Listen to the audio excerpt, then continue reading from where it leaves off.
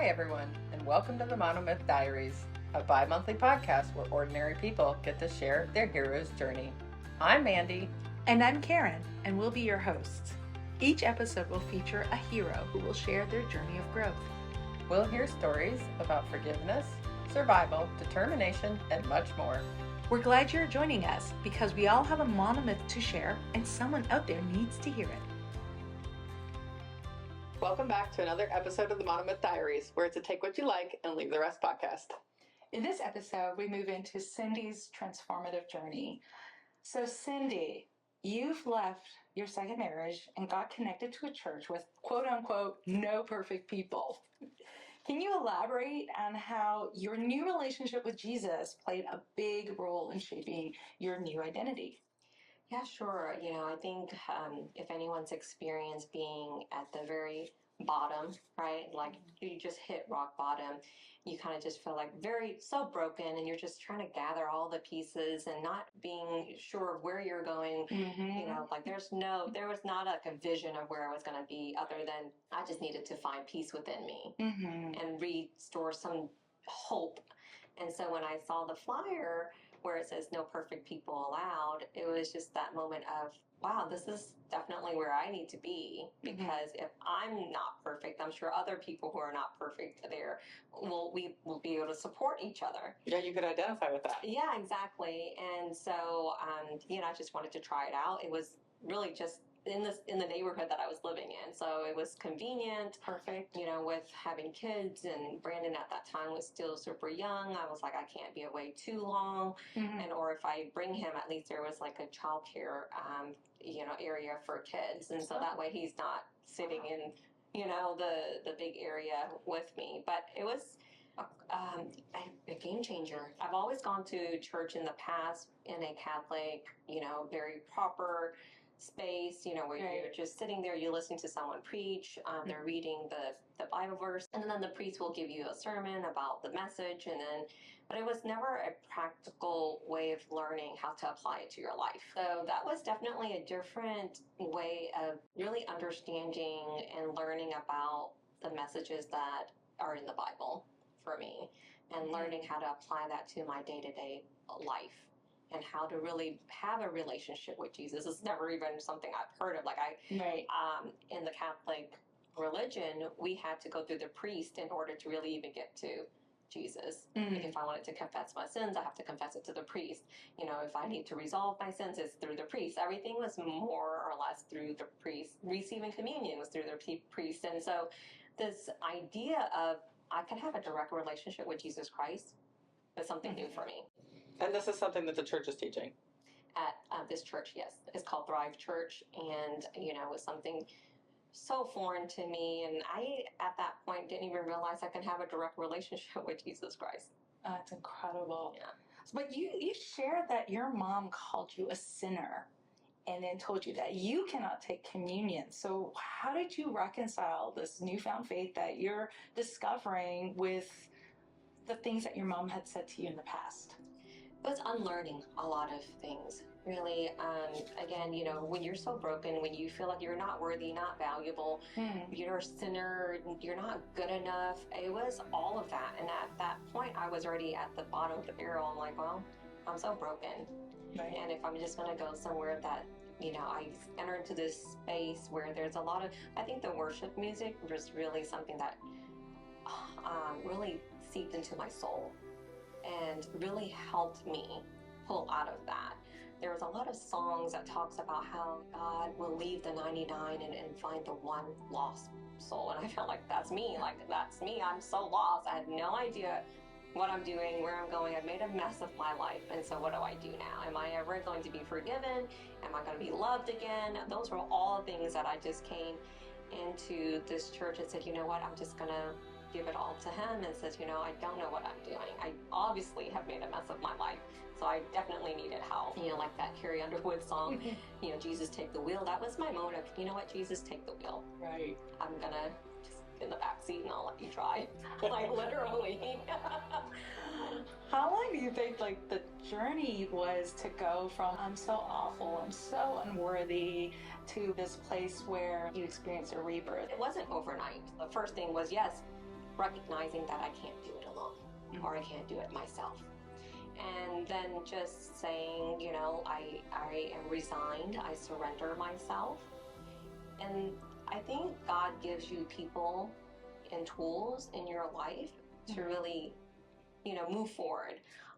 And during that period of time, during my brokenness, I was growing in my career. I had a boss who also at the same time was sharing with us a little bit more about just creating a shift in your life through lunch and learns, right? In a professional manner. And so one of our lunch and learn was about a book called The Secret. The Secret was an idea or a law. It's the law of attraction. It really just means, you know, what you say, what you think, what you speak into existence is what boomerangs back to you. So you attract, you know, you're a magnet. So you yourself, you know, everything inside of you are attracting things. So that was a mindset shift for me, and thinking, oh, am I putting all of these fears and things that I've learned as a child, am I putting that into the universe? And is that what I'm receiving from the universe? And so then I started shifting the way, like, for example, if you're thinking, I'm always broke, well, I'm putting broke out into the world. So therefore I'm lacking.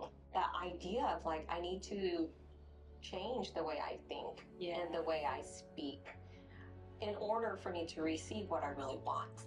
Yeah, those I am statements. Yes. Yeah, Yes. are so important. Is if you say I am broken, then, you know, you're giving that out to the world. Yeah. Right. I get it. You said it once to me. It was what you give is what you get, and I thought that was a great way to say it. Exactly. So if I don't want that, then I need to stop speaking that. Yeah. And if I want love, then I need to say I am loved. Yeah. I am valuable. I am worthy. So I had to change the way, one, I address myself to the universe in order for me to receive what I really truly wanted, instead of saying I am unworthy or I'm not valuable. So all of these things kind of started shifting the way I thought of myself too. And really, ultimately I needed to learn to forgive myself. And that walk in this, you know, this journey was not always an easy one, because there are so many things that you're just, it became a habit, right? Like, it's habitual. But, you know, when I started going to church and really walking with Jesus, like he says, you are loved. Yeah. You are enough. Totally. You know, you have all the tools that you need in order to get what you know, your purpose is to fulfill your purpose. And it's a journey, it's a walk with him, not, you know, and so it wasn't an overnight thing, but it was a shift. It was a, you know, a shift towards the path that I needed and wanted. I love that you're working in an environment where your boss valued teaching skills and tools to his employees that help them with their overall well-being. That's fascinating and rare.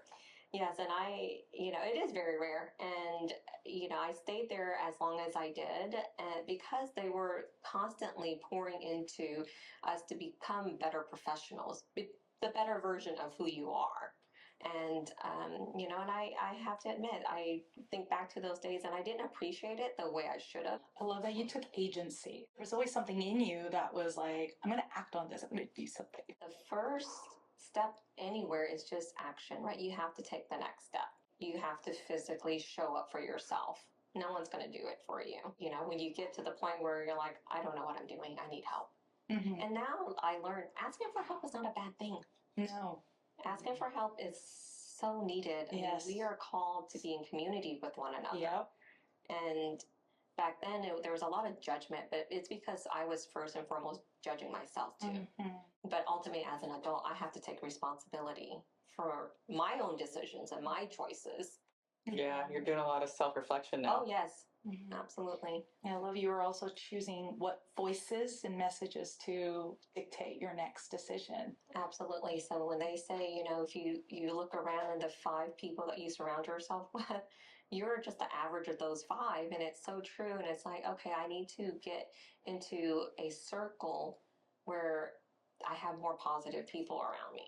I need to surround myself with, you know, the church who is telling me and reminding me, don't forget, Jesus loves you. You know, you are loved. You know, just that simple reminder. Remind me, how old were you when you found Thrive Church? Probably in my early 30s, Okay. maybe. So you're in your early 30s. You're attending church and working on reforming, reshaping your identity. Yes. And your boss has had a big hand in this. What else have you done to redefine yourself during this period of transforming? When God's really leading the way, He's going to put people in your place. And He's going to put other things, in front of you. One of my great friend Jenna had introduced me to a lady who was doing workshops, and her workshop was called Live at Choice. And at that time, when you're broken, sometimes you just don't want to carry on. Ending your life might sound less painful, I guess. And so I took this workshop. It was such an expensive workshop at that time for me, and it was a 2-day workshop. And my friend Jenna is like, you have to, if you really want to work on yourself, I think this is going to be a great workshop for you. I actually paid up the money and I invested in this workshop. And this workshop, really what I learned, a couple of things. One, I needed to identify that and really accept that everything that has gone right and wrong in my life, that I'm the common denominator. Wow. That I had to own what had happened. Like, it's also my fault. Right. Husband number one, husband number two, yes, I didn't get to choose my parents, but this is me. This is my world. Wow. I'm the center of my world. And interestingly enough, at that time, we had a really bad divorce with my second husband.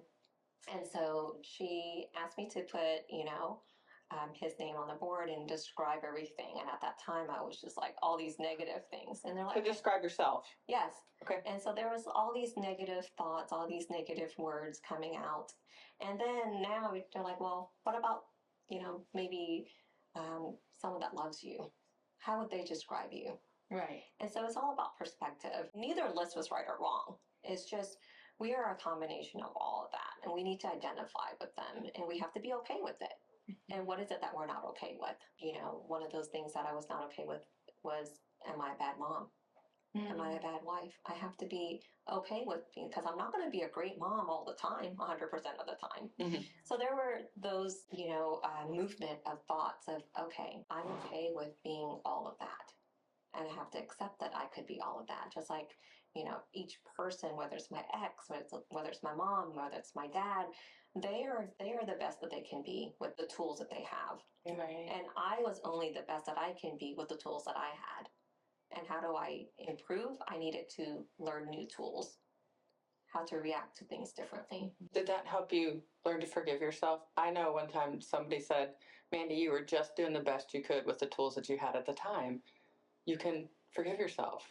And I thought, oh my gosh. Did you have a similar experience? Yes, very much so. Because by that point, I had blamed the world for all my problems. It's my mom and dad's fault. It's my ex's fault. It's everyone's fault, but my own. I may have taken a little bit of accountability, but I didn't own it. And so after that workshop, I really did have a lot of reflection to do. And I had to, I had to forgive my parents. That's a big one. I had to forgive my parents because they only knew what they knew with the tools that they had. Right. And I had to recognize that they came to America without speaking any English. Right. And without they didn't have extra cash, as backup. They didn't have anything. They came with the, clothes on their back, and that was it. Right. And then on top of that, I mean, their expectation is only because that was what was expected of them. So it's a cycle, right? Yeah.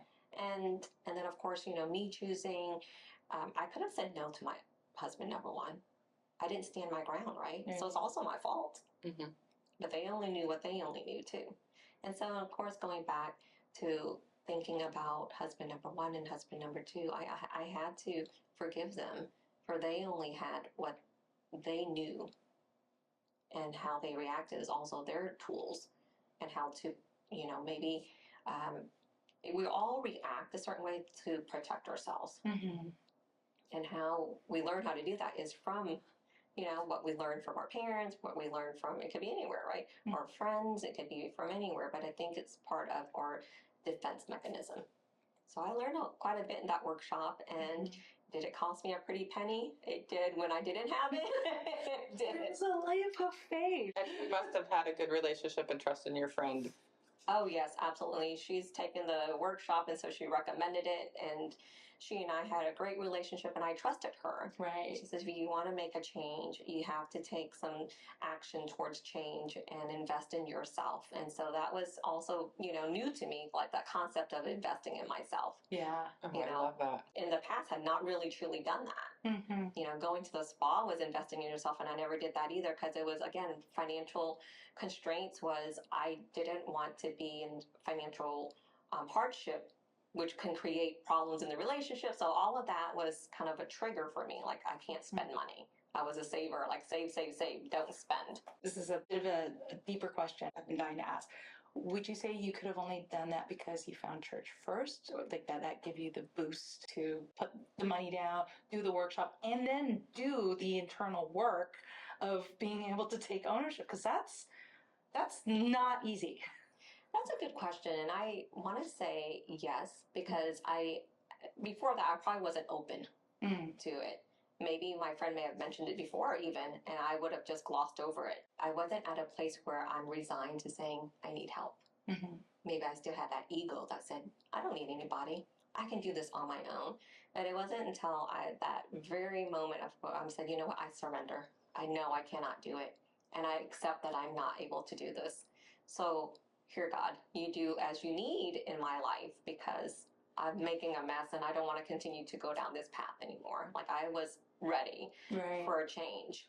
And so up until I'm able to admit that, I was no longer in denial. I knew that I needed to accept that there's got to be a higher being that comes into my life and create this miracle in me because I couldn't have done it. So I think it would have been my faith first, and then recognizing through the faith that God is trying to help me.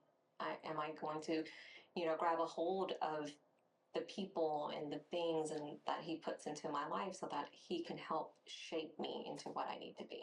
Can I circle back around to another church question? Yeah, absolutely. Go ahead. You mentioned that this particular church, Thrive Church that you go to, it was the first time where you're taking things that you're learning in the church and applying them to your life. Can you give us an example? Oh, yes. Yeah. Oh, yeah. There's so many little things, right? Let's start with the financial aspect of it. I remember sitting in service and the pastor was talking about how we go through life, and think of the game of Monopoly. We spend hours accumulating money and wealth and property, and you spend a long time playing this game. Yes. And at the very end of it, what happens? It goes back in the box. And think of how similar our life is. We go through life accumulating money, wealth, property, status, whatever it might be in our life, and then we hold on to it with fist closed. And so I remember that day, I'm like, oh, that makes sense. He goes, but you all go back in the box with nothing. You go when we pass. Yeah. We don't take any of that with us. That's and so really the game of life, just like Monopoly, yes, it's okay to accumulate wealth. It's not because of greed, but we have to understand that God is trying to entrust us with some of this so that we can actually have it flow through us and not, for us. Oh, wow. So in essence, the things that I've, maybe it's this career or this job that I'm given. Yes, I'm going to earn some money, but it's not really truly just for me. Right. It's really meant to, yes, I'm meant to accumulate wealth, but it's also to pass it and help it, with the community and help others with it. And how am I doing that with the money or the things and the more that he gives me, then my palms are open because it's meant to just go in and then you're just passing it on. And how do I do that? Meaning, if I go through, if God gave me my first job and I'm holding on to it like this, how is he going to give me more? Right. If my fist is, clenched. And so then now I'm learning, okay, everything that comes through me is for something bigger than me.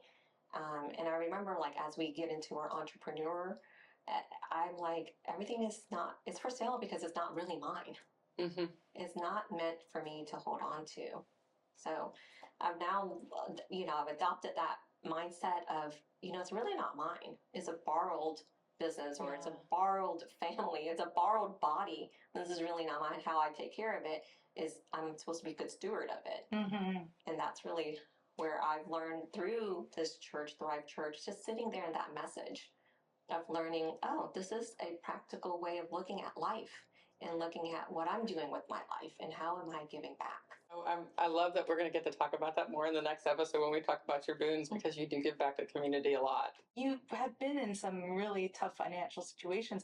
The temptation would be to hold on and not let go, but you don't do that. It's scary at first, right? It's very scary. What I've learned through the church is there's a struggle. Like tithing was scary, Oh yeah, come on. right?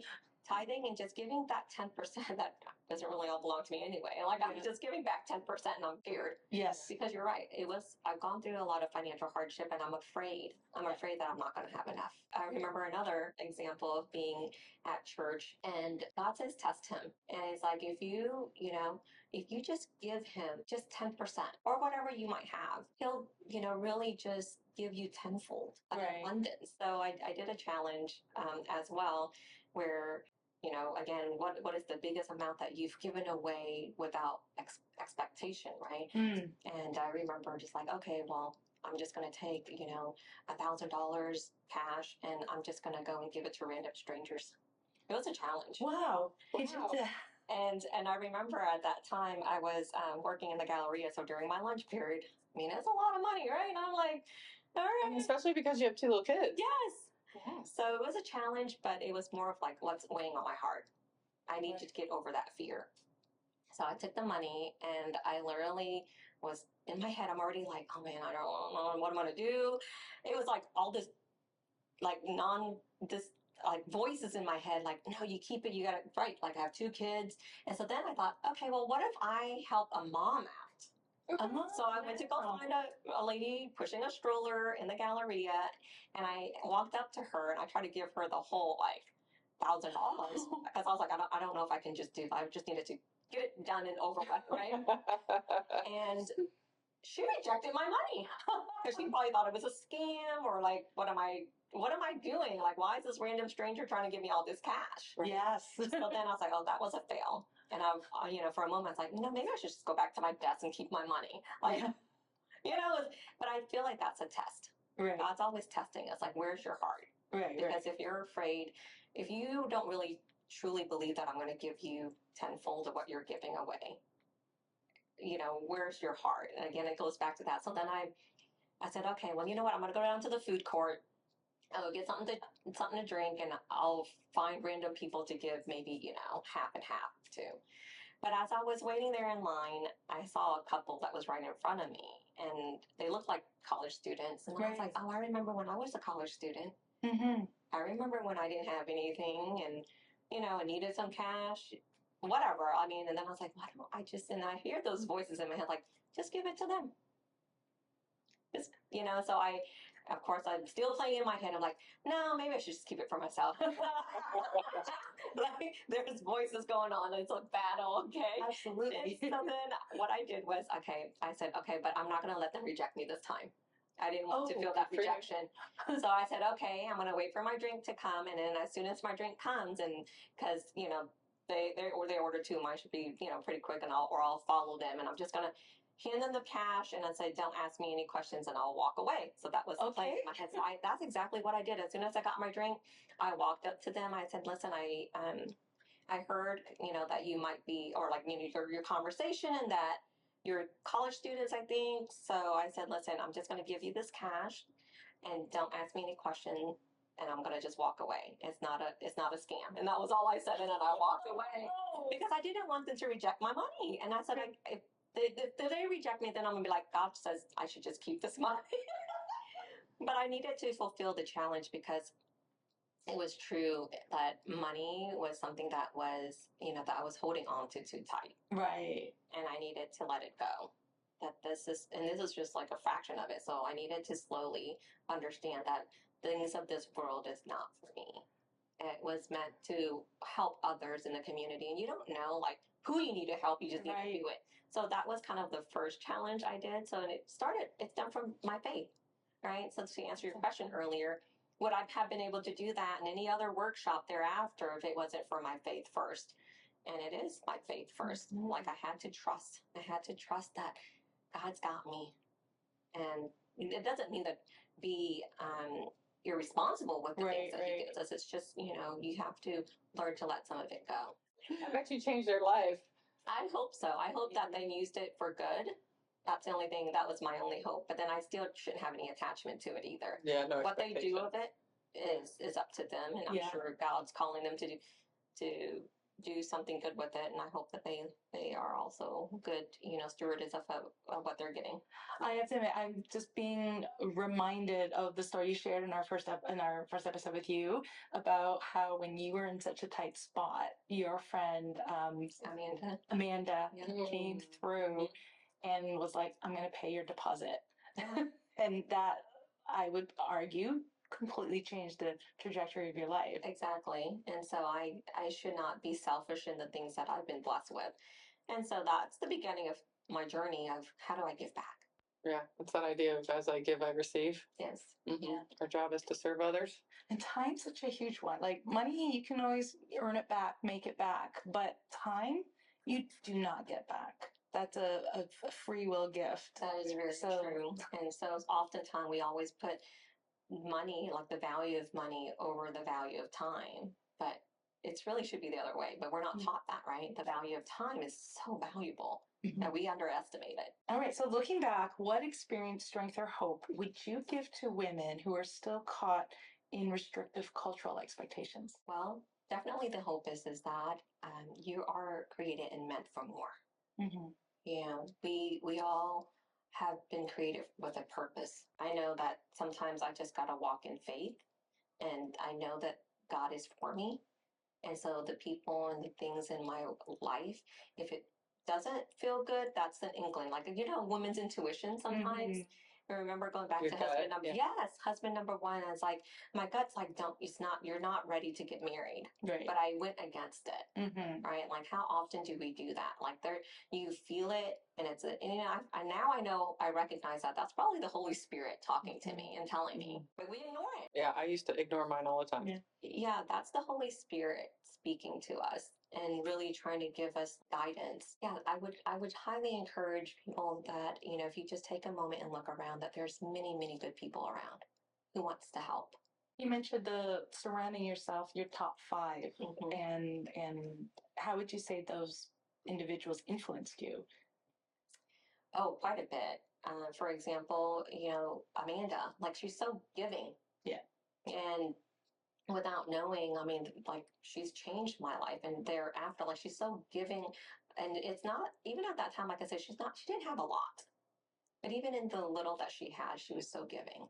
Or, Jenna, so giving of her knowledge and her coaching of, like, hey, believing in me. Right.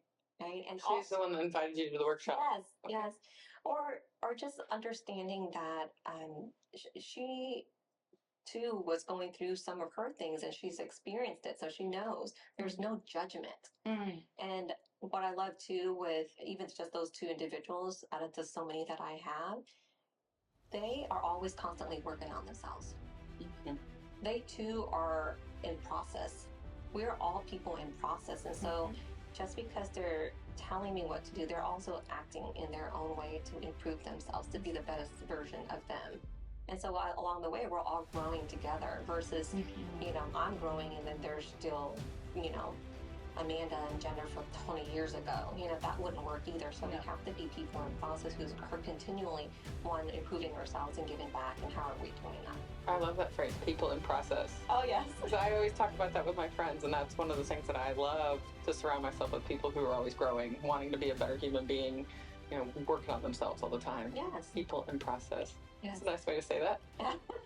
Now, there's one individual that comes to mind that you met in a very roundabout way that I would say probably had a significant impact on you. Says these 2 women. Yeah. So, during my journey in faith, again, it's random. We're always meeting different people.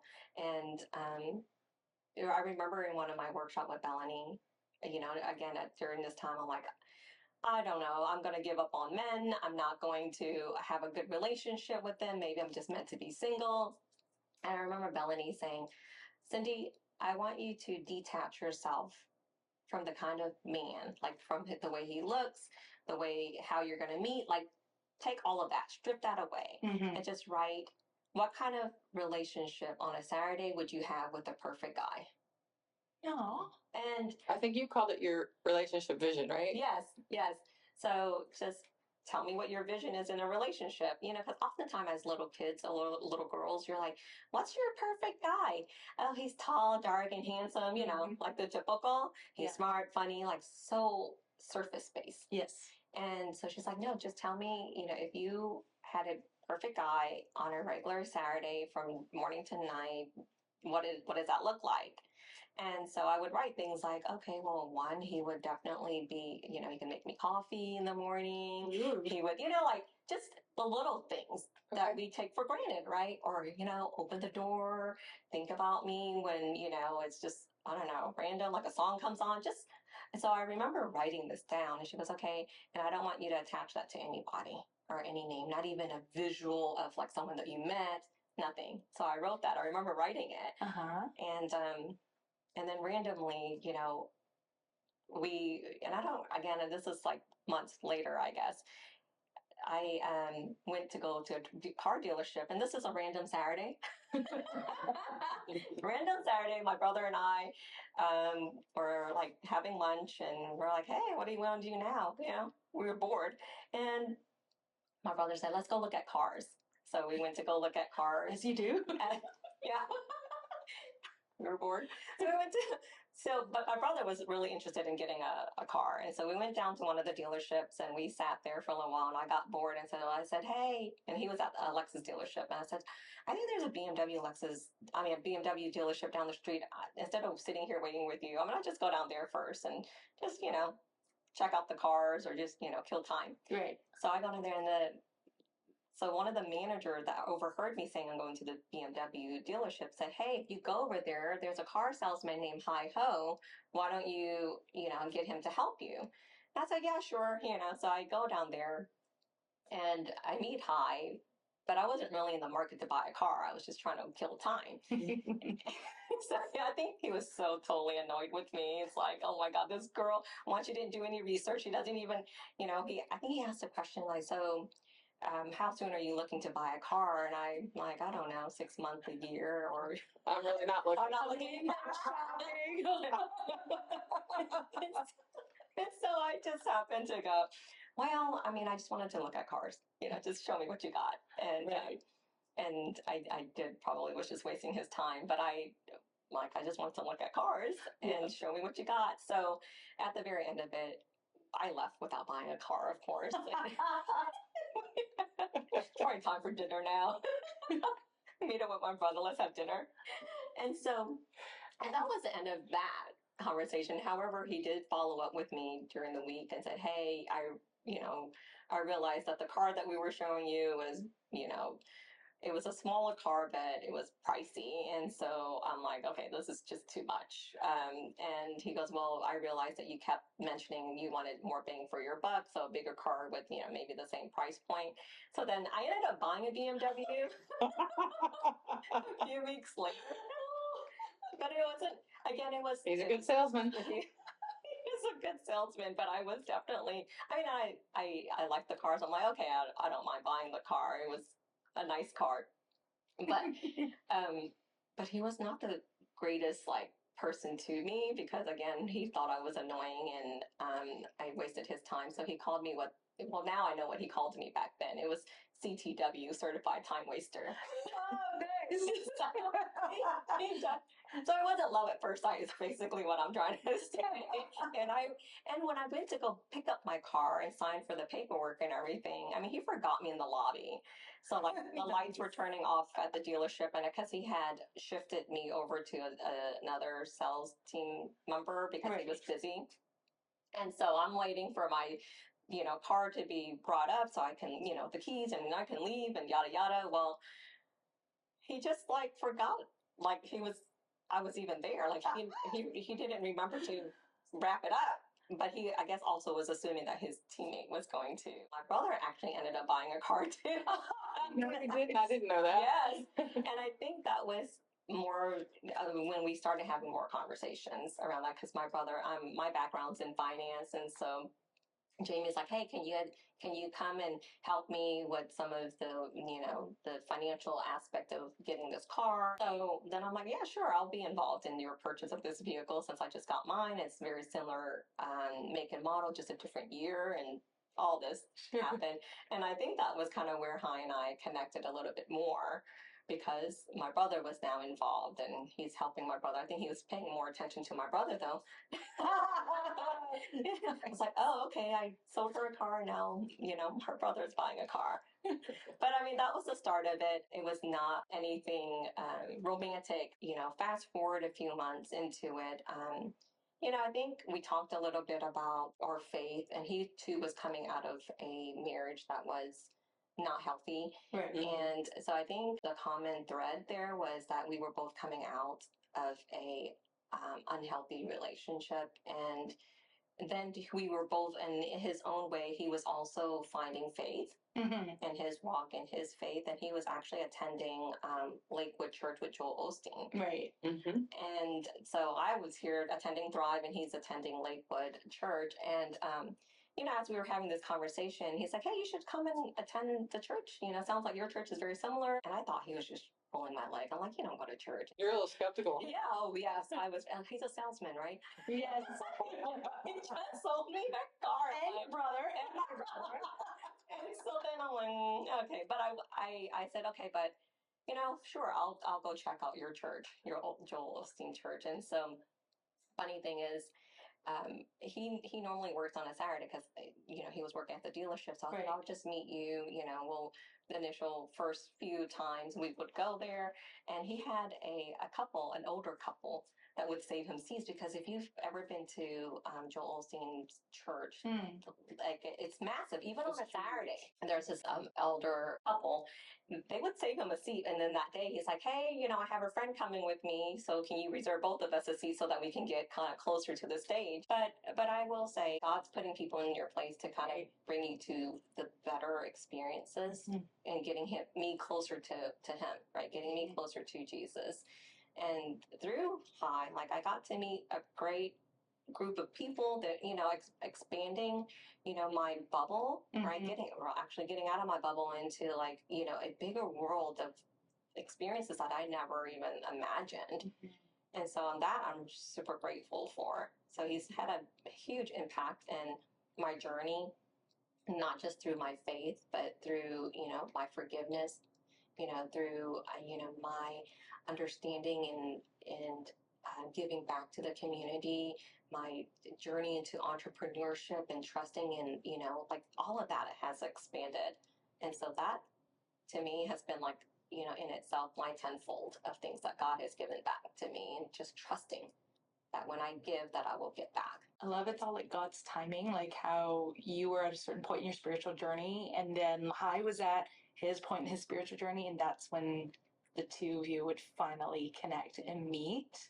And how, like, the more you were attracting and pursuing relationships, friendships with people that were healthy and calling you higher, you then started meeting more and more people who were like that, and it was transform your life because you would put those into practices. Back to my question about the experience, strength, and hope that you want to impart on people who are in the situation that you had started out with. Would you say, like, right people is a big one? What would you say would be the other thing that would be something that, like, please go and pursue this if you see it? Well, we definitely need the right people, the right tools, constantly learning what other tool is out there. Even in a relationship, as Hy and I started creating this new relationship, at first it was kind of like, oh, this is so taboo, or this is, this is too soon, or there's a lot of, but if I just let go of all that, right, I have to admit, like, I have to learn new tools to really create a better relationship with myself, and for myself with other people around me, whether it's with you guys or with even Hy or my parents. I had to learn how to, one, accept that they only know these tools, and what are the tools that I know, And one of the tools, for example, I will say that I picked up from my mom is growing up when she would get into a fight or, argue with my dad, like she would shut down. That's a tool that she used. She would just shut down. She would, lock herself in either a room or she'll leave. And, it's just like as if the world around her does not exist, including us sometimes. Mm-hmm. And it's like an ostrich sticking their head in the sand. yes. Yeah. So then growing up in my 20s and even, into my early 30s, that was what I would do too. If someone hurt me or something that, was not right, I would just shut the world out. Mm-hmm. Again, I left the Catholic Church for that reason. I shut the world out. And that's part of why I left, right? The geographical solution was to just leave. Like, shut everything out, like blocking myself and putting myself into this like cocoon and I'm like, oh, I'm nothing. Like if I do that, then none of the problems exist. Right. Like, Right. So I learned and I recognize now that that's what I was doing, which was really hurtful to relationships. Right. Mm-hmm. And one of the things I had to recognize that, okay, well, why are my exes, doing what they do? And so I'm the common denominator. So therefore my pattern, what is my pattern? Mm-hmm. And so I had to recognize that, yes, it's okay to be upset. It's okay to have emotions. It's okay to express how you feel. What's not okay is to really hold on to that. Right. Yeah. So, I've had to learn and unlearn some other things and then learn, okay, it's okay to say, you know what, that really hurt my feeling, what you did or what you said. And then say, well, don't do it again, but here's how we can resolve it. But then I have to also let it go. Like I have to let some of that go and not keep bringing it up, right? Because again, I have to remind myself that sometimes the things that people say and do, it could be intentional to hurt you, but hurt people. That's so true. Mm-hmm. So I have to remember they're just hurt too. And I have to forgive them because how many times have I hurt people, whether it's knowingly or unknowingly? Along the way, I'm picking up tools, and some of the tools that I learned is it's okay to say, you know what, right now is not a good time for us to talk because I'm still, whether it's in your feelings, I'm still in my feelings right now. I'm still really upset, and I might say something that's going to come off pretty abrasive. So give me 30 minutes. Yeah. I have to learn to say, but if in 30 minutes I'm still not feeling well, I have to come back and say, listen, I'm still pretty upset. Right. So maybe we can give me another day or something. Like I'm just going to, like when I'm ready, I'll come to you so that the other person is not just waiting and lingering and it's going to be like, instead of one day, it becomes a year. That's not okay either, And so that's one of the tools I've learned is like, I have to let some of that go because holding on to it only hurts myself too. That's a very powerful tool. Yeah. I love that through all of your transformation over the years and everything that all the hard work you've put into it, I can see that you have your voice. You found your voice. Yeah. Especially being able to use that particular tool, you really have to be confident and find your voice in order to be able to say, hey, I can't talk about this right now. Oh, yes. Yeah. And that's definitely one of the hardest part of it was trying to say, oh my gosh, because it's so easy to forget that they're human too. Yeah. The people who have afflicted pain on you. Mm-hmm. And that they're going through their own journeys. Yes. Yeah. I had to recognize that I had to forgive. Mm-hmm. First forgive myself for not knowing, but also forgiving others for not knowing. And so, whether it's husband number one or even husband number two, who really, really inflicted a lot of pain, not just emotional pain, but physical pain. Mm-hmm. Like I had to say, you know what, I forgive you because you don't know what you don't know. Good on you for also discovering your worth.